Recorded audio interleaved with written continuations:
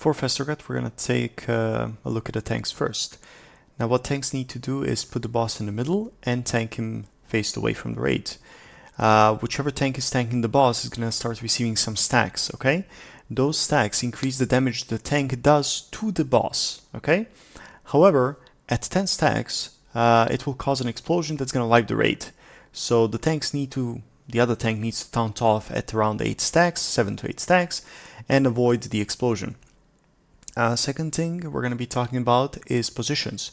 Now positions here are slightly different on 25 heroic and normal. On heroic we're going to have two melee groups. One is on the left side of the boss, one is on the right.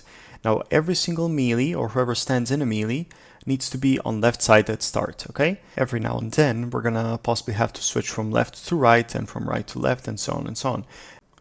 Now what this depends on whether we move or not is Malleable Goo.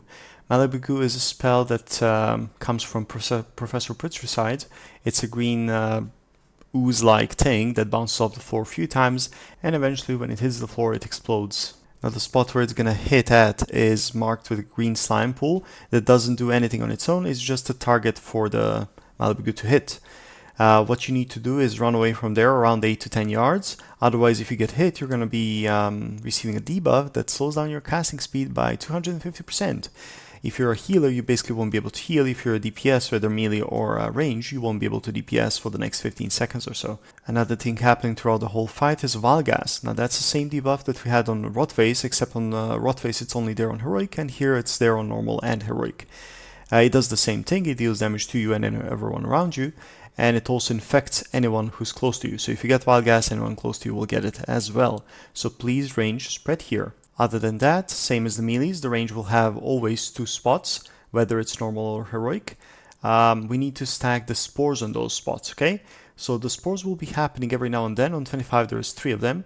One spore needs to go on the left side range DPS spot, one spore needs to go on the right side range DPS spot, and one on the melee spot, depending where the melees are. If the melees are left, the spore should go left. If the melees are right, the spore itself also should be going right.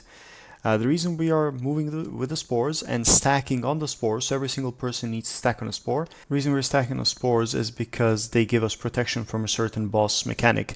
Boss also gains stacks at 3 stacks, or rather when he's about to get 4th stack, he explodes, same as the tanks on 10. So the spores protects us from that damage that would usually kill us.